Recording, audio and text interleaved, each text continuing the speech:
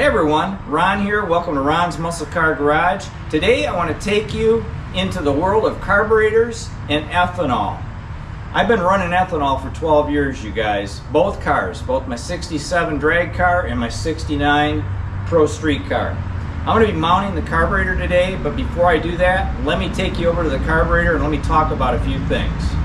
Okay, here's my carburetor. It's a Holley Dominator carburetor. We just had it, the engine on the dyno. Engine made 709.7 horsepower at 6,500 RPM. Notice that I've got everything in plastic bags here. Now it's been a little bit since I've had this engine on the dyno, and what I do when I take everything off or take it apart is I go ahead and I pull the metering blocks and the bowls off the carburetor. Now, I don't do this once I start the engine. Once I have the engine in the car and I've run it, I leave everything primed. I leave it full. In fact, what I do here in Michigan, because we're down through the winter months, can't drive these cars, right, is I'll come out and I'll start the engine once every month or so, 30 days to 40 or 45 days, and just run it through a heat cycle and basically let the fuel move through the carburetor, keep it primed, and I've never had an issue because of that. And my carb builder, and this is a Horsepower Innovations carburetor, he's always suggested that I drain the carburetor through the winter, but I've never done that. 12 years of running these carburetors. In fact, this carburetor right here was Horsepower Innovations' very first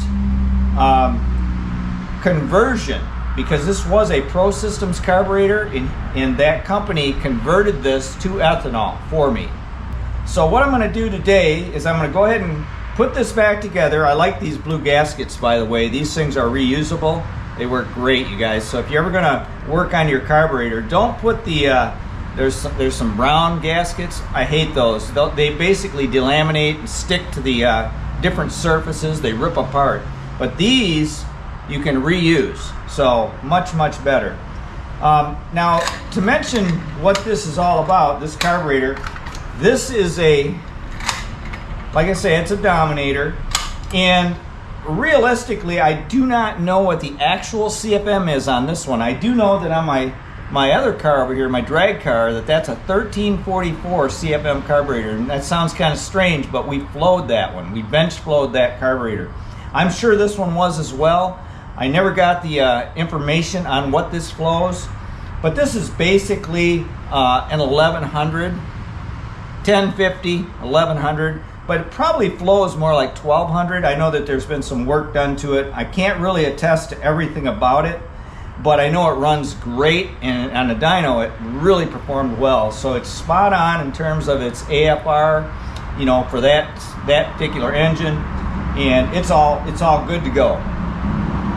Okay, so now let's go ahead and put this together and let's get it on the car.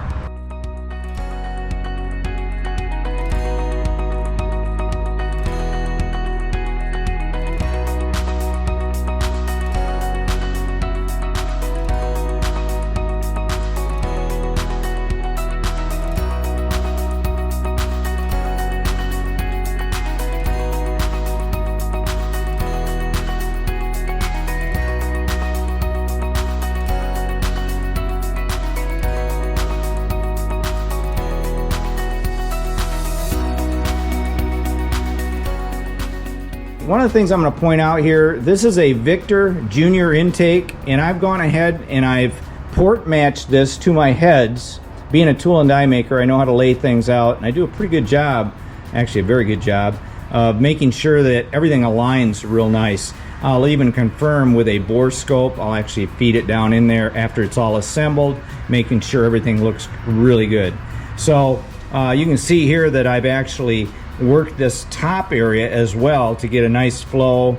We want that swirl to happen. We want everything to kind of mix real well, the air and the fuel, and that's very important. So before I put the carburetor on, I just wanted to show you that. Here's something that I would like to show you guys as well. This is not for this engine, but let me talk about this. Visner Engine Development makes these, and this is what's called an anti-reversion plate. And what it is, you can see it's got like a ball nose cutter has cut around this opening. This would go on the intake like that below the carburetor. And when you have a big cam engine, you get a lot of reverberation basically of it trying to huff and puff, breathe, right? So whenever the intake charge starts to come back up, it actually hits this little lip and it rolls the charge back into the engine. It's supposed to create several more horsepower actually. I'm not really 100% sure. We've never really done a dyno test on this, but it would be interesting to know.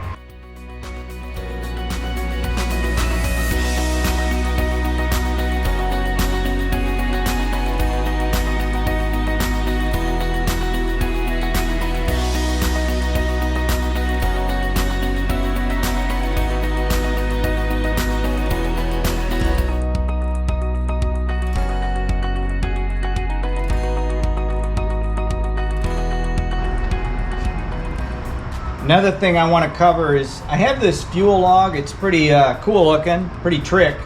I'm not going to be using it though because this really only supported about 450 to 500 horsepower. It's a Holley performance fuel log. I guess I could call them and find out if it'll handle 700 horse. But the thing is, with ethanol, we run 30% more fuel than we do gasoline or race fuel in this case. And because of that, I don't think that the volume with this 8 AN line would be enough to feed both bowls should this car go to the track. So I'm not going to even put this on there. It would be okay for the street, but it would probably not be enough, you know, like I say, if we take it to the racetrack. So just want to point that out as well. Now what I will be doing though is I'm going to run two 8 AN lines separately off of a 10 AN line that comes from the fuel cell, or I should say from the fuel pump, which is backed by the fuel cell. So I'll feed that up here, and then I'm going to have a return line that goes back that's an 8 AN line. So that's how my fuel system will be for this particular application. Now that the carburetor is mounted, pretty much done for today, but I just want to cover those few questions you may have about ethanol. Also a little bit about the fuel system. Understand this, I want to reiterate, you must, if you're running ethanol, you must know what kind of fuel volume you need. Now, let me just say this, that car over there, that 67, it made 908 horsepower. I run a Mallory 250 pump on that. It's about the size of a mini starter that you might see, and it generates enough volume to my carburetor, single carburetor, to support that kind of horsepower. I actually feed a 12 AN line from the fuel cell to the pump, which is at the rear of the car, and then I feed forward with a 10 AN line all the way up to the to the regulator. And then from the regulator, I split off to two 8 ANs. I'll do that same thing here, but not in that large of a line because once again, this is only 700, basically 200 horse less. So I'll run like a 10 AN line to feed my fuel pump, and then I'll still run a 10 AN all the way up, and then I'll split off with two 8s, and then I'll return with an 8 AN. So that's how this fuel system is going to be made. It's going to be similar to the other engine, except for the 12 AN line that feeds the pump. So you need to know these things when you're running ethanol, because it's a lot more fuel that needs to come to the engine, or to the carburetor in this case, for it to support that kind of horsepower. Thanks for watching, everyone, and like I always say, keep working on them because they're never done.